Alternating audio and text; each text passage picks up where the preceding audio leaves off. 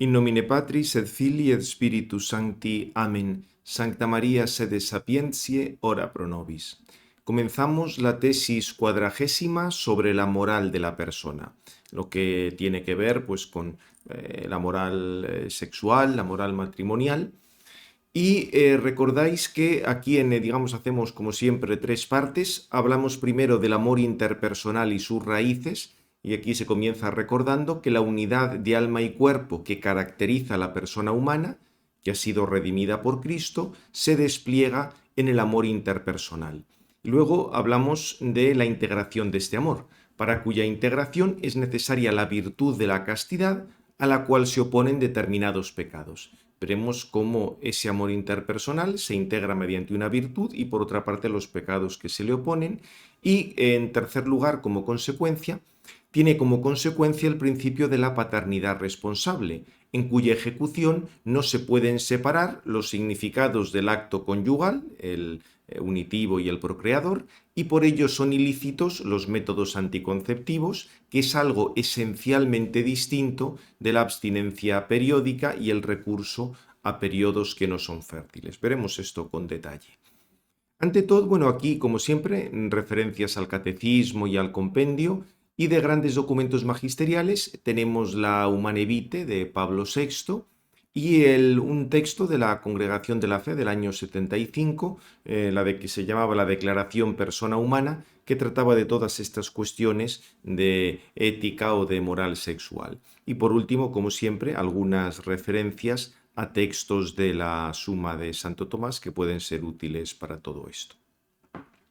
Bien, pues hecha esta presentación básica, pasamos al primer gran bloque, en el que tiene que ver con el amor interpersonal y sus raíces. Fijaos que este amor entre las personas nos puede hablar incluso de un misterio nupcial de la persona humana, en cuanto que en el campo sexual hay una identidad y una diferencia, y esto va a dar lugar a una capacidad de amor personal que está unida a una fecundidad física y también a una fecundidad espiritual. Fijaos que estos tres elementos, digamos estos tres niveles, desde el nivel más corporal, el nivel de los afectos y el nivel más espiritual, pues van a estar todos presentes para comprender correctamente la sexualidad. Aquí lo que hay que recordar es que la diferencia hombre-mujer procede de la misma creación divina, tiene la misma dignidad, hay complementariedad entre ellos y por eso tenemos una identidad en dignidad y una diferencia. Por eso es absurdo plantear las relaciones hombre y mujer como en la clave de enfrentamiento y oposición. Hubo un texto de la Congregación de la Fe en el 2004 donde se alertaba de que eso es algo absurdo.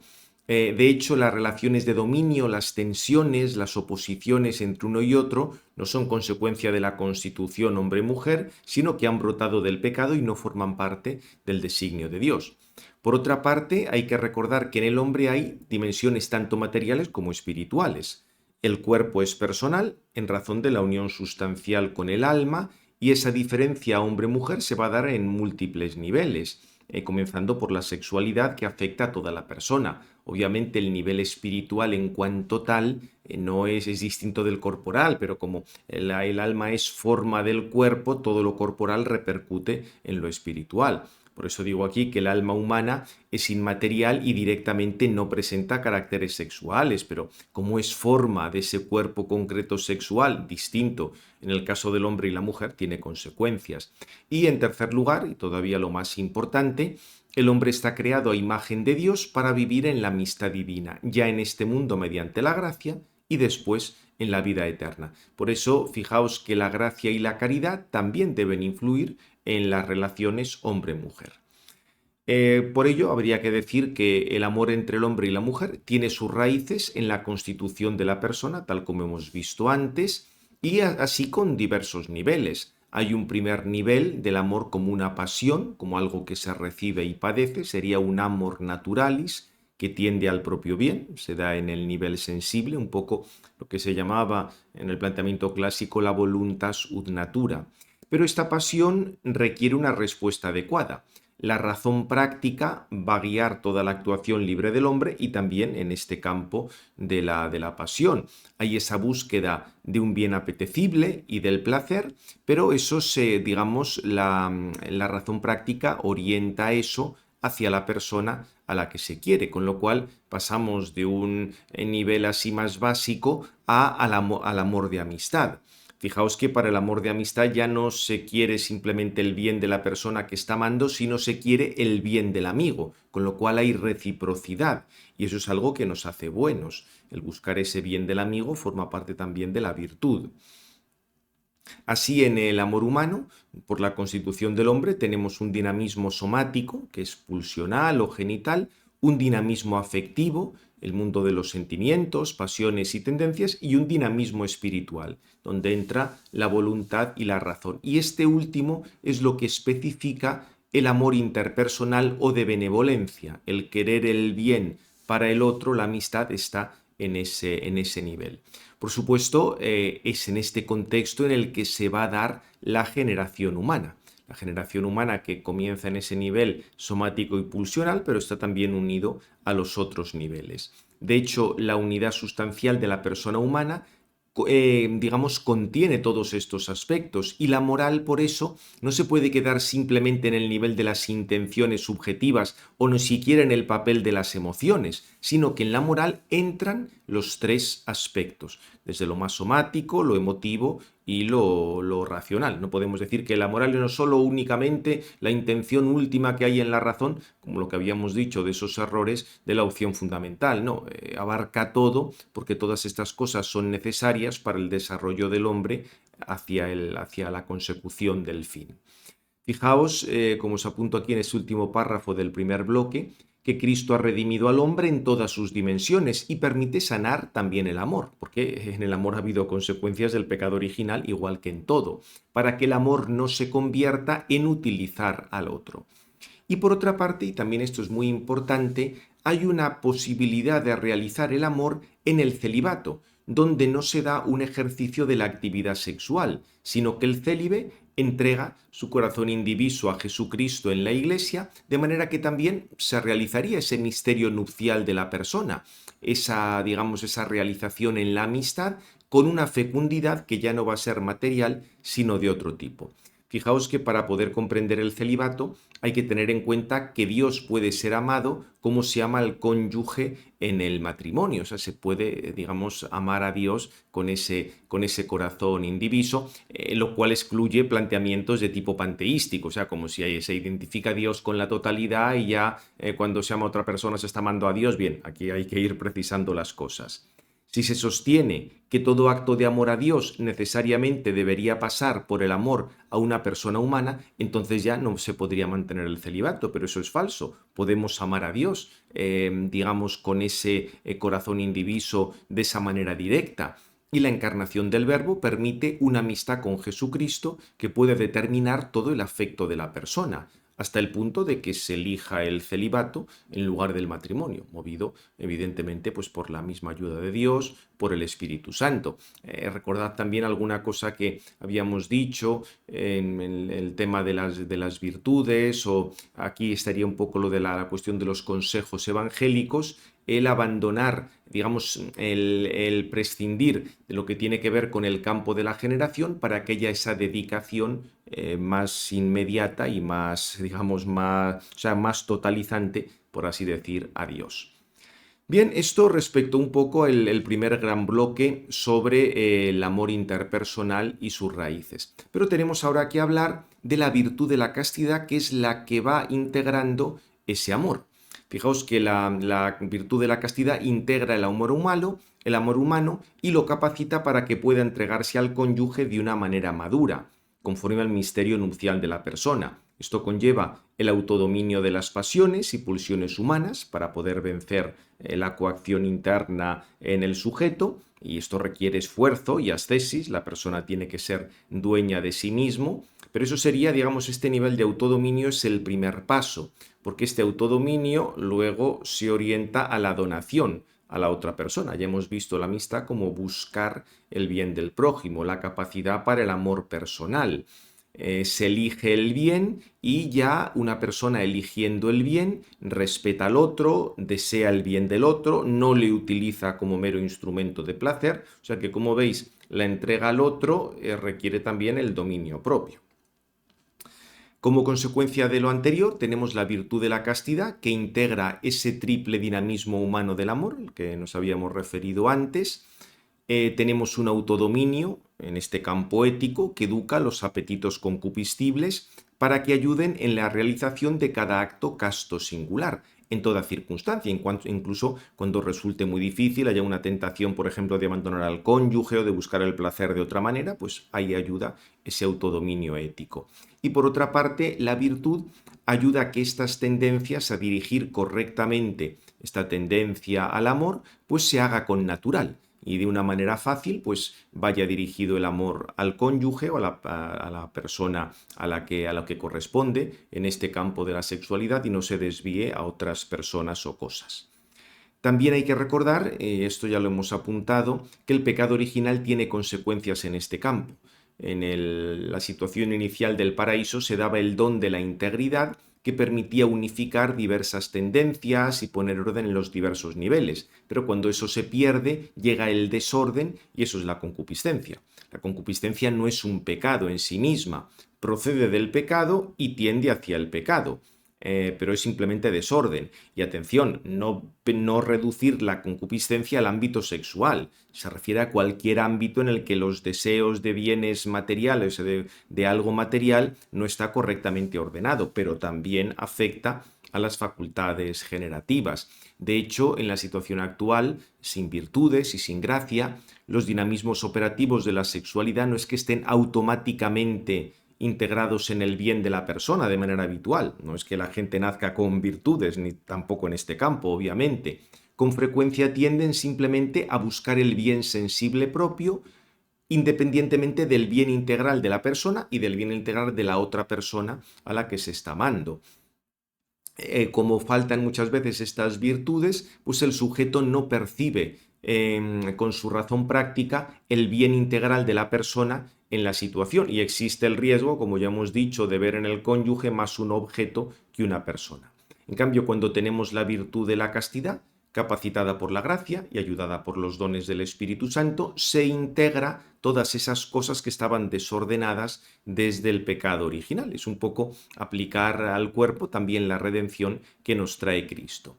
Y por tanto, la virtud de la castidad, informada por la caridad, recordad que habíamos dicho que las virtudes tienen que ser movidas por la caridad, permite connaturalizar al sujeto para el bien de la persona en el sentido más amplio, o sea que haya una sexualidad ordenada conforme al designio de Dios. Obviamente estamos en un aspecto esencial de la vida humana, porque está aquí en la correcta relación entre el hombre y mujer, la transmisión de la vida, todo el tema del contexto familiar, y esto depende de la voluntad de Dios. Por eso, como son cosas muy serias, los pecados contra la virtud de la castidad son intrínsecamente ilícitos y graves en virtud de su materia, o sea, no admiten parvedad de la materia. Otra cosa es que, por la fuerza del impulso sexual, pueden darse muchas veces que no haya un consentimiento perfectamente libre, que influya la debilidad, otro tipo de cosas, que eso, digamos, hay que tener presente en el juicio moral, pero evidentemente en este campo sí que se cometen pecados mortales. No hay que pensar, acordaos aquello que decían algunos, el pecado mortal solo está en las intenciones más profundas, en el querer apartarse de Dios. No, también en cosas concretas como en este campo. Y aquí diríamos diversos pecados que se oponen a esta virtud de la castidad. Tendríamos las relaciones prematrimoniales, que en realidad son un caso de relaciones extramatrimoniales, porque de hecho en ese tipo de relaciones se está negando la inseparabilidad del acto unitivo y procreador. Vamos a ver esto. El acto sexual es lícito en el matrimonio porque entonces resulta expresión del amor y de ese amor que va a ser a una persona, definitivo, etcétera, y es el medio de la transmisión de la vida humana de una manera digna. No es que cada acto sexual necesariamente dé lugar a una concepción, pero de por sí el acto sexual está ordenado a esa concepción. Cuando nos encontramos con el adulterio, tenemos un pecado que atenta contra la fidelidad matrimonial, y aquí la Escritura lo condena con mucha frecuencia. Y en el caso de las relaciones prematrimoniales hay algo parecido. Es cierto que algunos dicen, bueno, si luego hay una firme resolución de contraer matrimonio, bueno, pues se les puede decir pues que lo contraigan ya. Otra cosa es que a veces el matrimonio se parece que es más importante la fiesta o todos los compromisos sociales que el hecho del sacramento para un cristiano. Pero fijaos que en esas relaciones prematrimoniales no queda garantizada la sinceridad y fidelidad de la relación. Si realmente tienen ese deseo tan sincero de ser fieles ya, pues que contraigan matrimonio y que sea ratificado por la Iglesia. Porque recordad que los bautizados ven el amor matrimonial asumido en el amor de Cristo a la Iglesia. Y San Pablo es muy claro respecto a la necesidad del matrimonio si no se da la opción. O sea, otra cosa es que acepten una vida célibe, perfecto, pero también el matrimonio es una cosa buena. Y son múltiples los textos en los que se condena la unión sexual fuera del matrimonio. Y aquí la unión de digamos, la enseñanza de la Iglesia ha sido clara. Fijaos que en ese planteamiento, digamos, si se quieren realizar los actos matrimoniales antes del matrimonio, no se va a dar la estabilidad que es lo que se requiere para una educación correcta de los hijos. Y si se quieren realizar actos matrimoniales, digamos, utilizando medios para que no sean fecundos, obviamente tal cosa tampoco sería aceptable. Luego veremos un poco todo el tema de los medios anticonceptivos. En cualquier caso, como cierro ya en este párrafo, para que la unión sexual responda a las exigencias de su finalidad y de la dignidad humana, el matrimonio tiene que ser salvaguardado con un contrato conyugal sancionado por la sociedad, en este caso por la sociedad cristiana, la Iglesia, que instaura ese nuevo estado de vida. Sin esa situación estable, o bien se excluye sistemáticamente la prole, con lo cual ya no tendríamos matrimonio y no se estaría, digamos, actuando adecuadamente, o si naciera, se vería privada de la convivencia estable que hace falta para que tenga un desarrollo adecuado. Otros actos que son contrarios a la virtud de la castidad y que entran, por tanto, como actos en la noción de pecado, sería lo que tiene que ver con las relaciones sexuales homosexuales entre personas del mismo sexo. Y aquí el catecismo nos recuerda que estos actos son intrínsecamente desordenados y contrarios a la ley natural. ¿Por qué? Porque cierran el acto sexual al don de la vida y no proceden de una complementariedad afectiva y sexual. No se da la complementariedad hombre y mujer y obviamente son actos que de por sí no pueden ser fecundos. De hecho, la Sagrada Escritura rechaza estos actos y los presenta como algo que da lugar a la repulsa por parte de Dios. O sea, hay un desorden en su intrínseca naturaleza. Y desde el punto de vista de la moral que viene del Evangelio, no pueden recibir la aprobación. El que, digamos, esté más o menos mejor o peor visto socialmente o aceptado por legislación civil, eso es una cosa completamente irrelevante a efectos de este tipo de moral.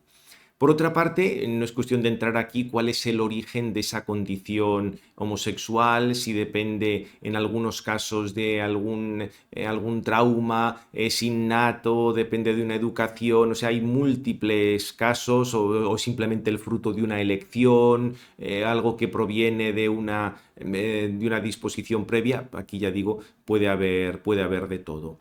En muchos casos, evidentemente no en todos, pero sí en muchos, hay una dimensión de inmadurez psicológica o narcisismo o algo como una adolescencia perpetua, pero ya digo, no es cuestión de ponerse a ver cuál es el origen, porque aquí hay múltiples explicaciones y no hay ninguna que sea del todo clara. Pero en cualquier caso, los actos que provienen de esa tendencia no pueden ser justificados desde el punto de vista de la moral de Cristo, porque no permiten establecer una comunidad estable de vida y de amor, en el sentido que hemos visto antes, de vida y amor, que se orienta a la transmisión de la vida en esa complementariedad. Fijaos que la misma condición homosexual en sí misma no es pecado. Evidentemente se puede ver pues, como alguien que tiene una tendencia a realizar un determinado acto que va a ser incompatible con el Evangelio.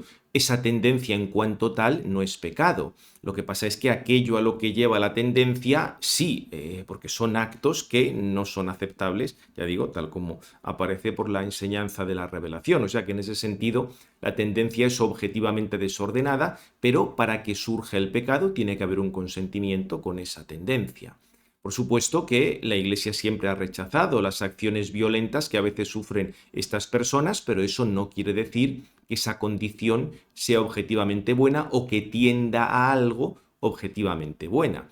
Quien se encuentra con esa tendencia, pues está llamado absolutamente igual que todas las personas a convertirse. Igual que quien tiene la tendencia, pues no sé, a acumular una cantidad enorme de bienes o a comer lo que no debe o lo que sea, pues ahí también debe haber una conversión. Y en ese sentido a la práctica de la virtud de la castidad, empleando tanto medios humanos como medios sobrenaturales, incluyendo, pues puede haber ayudas de tipo psicológico como en cualquier, digamos, como en cualquier caso que se quiera superar tendencias pues que más o menos arraigadas o, en fin, digamos, ahí cada caso habría que verlo. En cualquier caso, siempre tenemos que esos actos en cuanto tales son desordenados. Es cierto que, por otra parte, algunos han querido, con la excusa de suprimir discriminaciones injustas, es cierto que algunas de estas personas han sufrido discriminaciones injustas, pretenden que las uniones sean equiparadas al matrimonio entre dos personas del mismo sexo. Pero claro, esto es hacer iguales cosas que son desiguales. No es que determina este tipo de actos, no es que la búsqueda del placer sexual con alguien que guste ya sea fuente de derechos, no.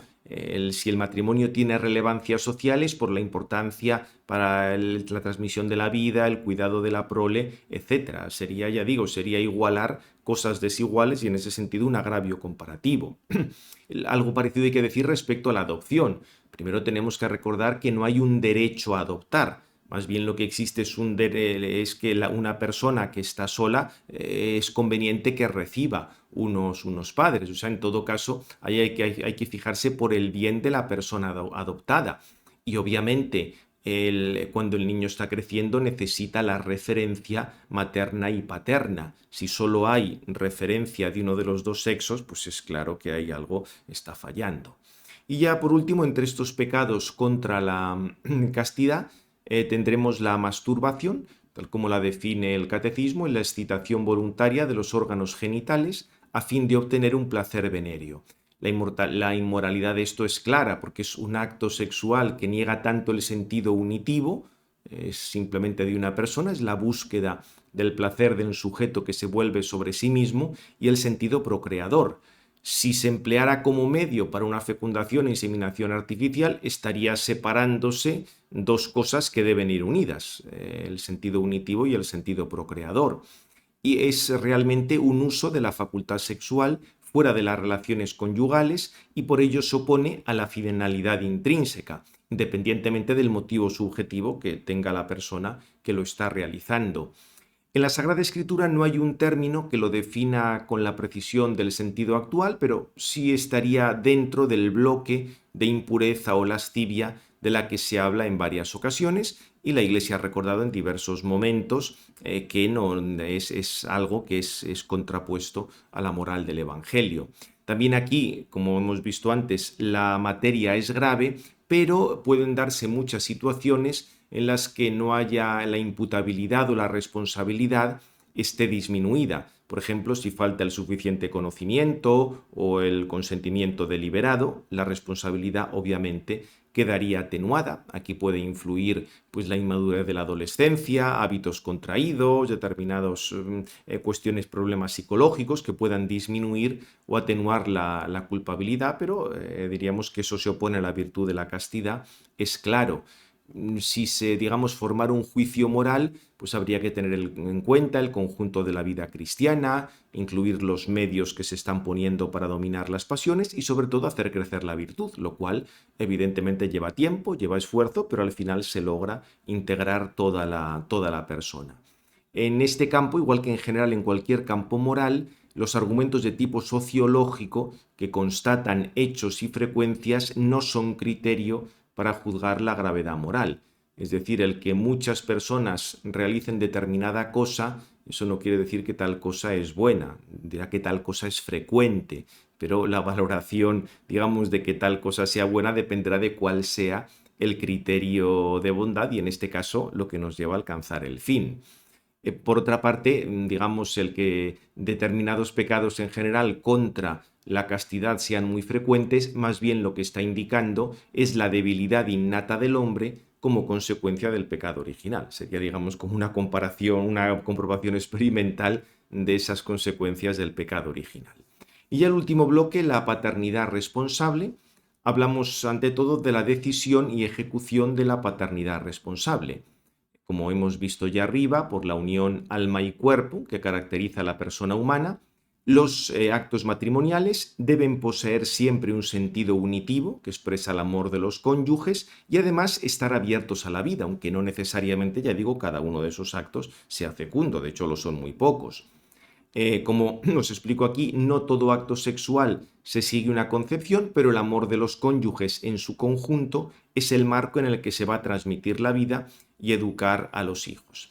Ya en el Vaticano II, Gaudium Spes 50-51, hablaba de la importancia de esta transmisión de la vida humana, la educación de los hijos, una colaboración con el amor de Dios creador y luego respecto al número de hijos que se vayan a tener, pues aquí hace falta una rectitud de intención, corresponsabilidad de los esposos ante Dios, un análisis de las circunstancias, teniendo en cuenta el bien personal de los esposos, de los hijos que ya han nacido, de los que van a nacer, de cuáles son las posibilidades, en fin, de múltiples cosas.